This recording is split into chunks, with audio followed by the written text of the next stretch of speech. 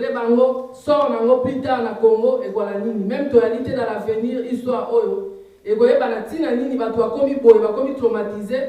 Ba o musu ba goye bana histoire pour na viol oyo lekaka na mboka même les autres réalité. Bana biso ba goye ba annoncer ngo na viol oyo leki na Congo, mbula na mbula. Pendant 20 ans ngo ya guerre et aussi la tête, viol na viol, même na kati ya capitale et yali, même pas kana est Congo mobimba viol yali.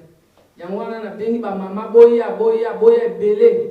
Ba mama nyonso ebi ki ali mama congolaise ali na mawali kambo ko le ka viol na kati mboka Congo aya atambola marche pendant 12 jours auto tambola de 19 au 30 juin. Bon merci Ngeta.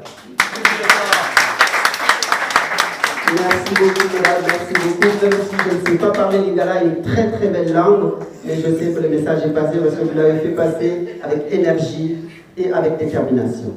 Alors donc, s'il y a des questions... Et... Pardon.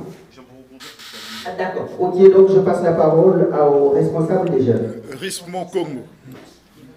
Moi, en fait, j'aimerais rajouter une chose par rapport à ça, par rapport à ce que vient de dire ma maman qui est à côté, parce que je pense que c'est une maman à moi. Toutes les femmes, je pense, sont nos mamans, de toute façon, dans tous les cas.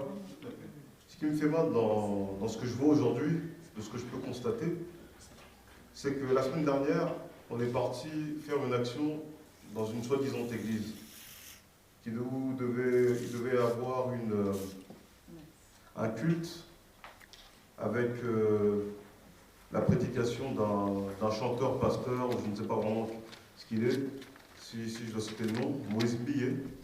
On a vu pour cet événement-là, ou du moins pour ce culte, la quasi-totalité des gens qui étaient venus à ce rassemblement-là étaient des femmes.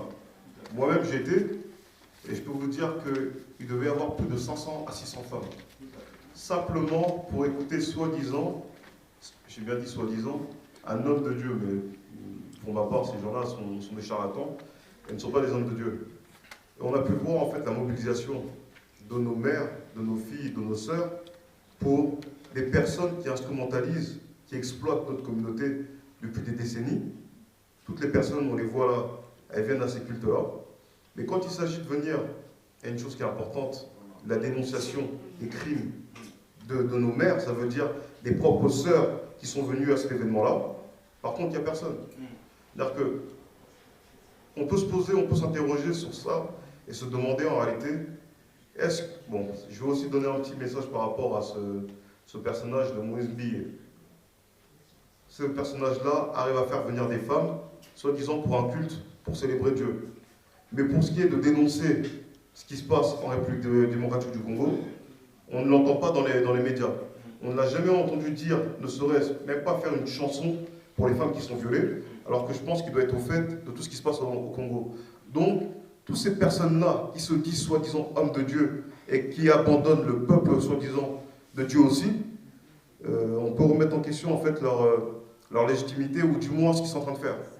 Donc aujourd'hui, je pense qu'il y a une remise en cause qui va se faire sur ces questions-là d'église de réveil, que moi j'appelle personnellement église de sommeil, parce que vous endormez notre peuple, et je pense qu'on en a assez d'orienter notre peuple à encore célébrer des choses qui ne nous apportent rien du tout.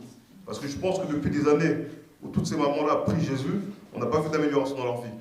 Donc quand on vous demande de venir pour soutenir des gens qui souffrent dans leur chair tous les jours, à qui n'ont personne pour réclamer ou du moins pour crier leur détresse, on ne vous voit pas en fait les soutenir. Mais par contre, pour venir voir des charlatans, là on voit tout habillé, mini-jupe, tout, simplement pour ça.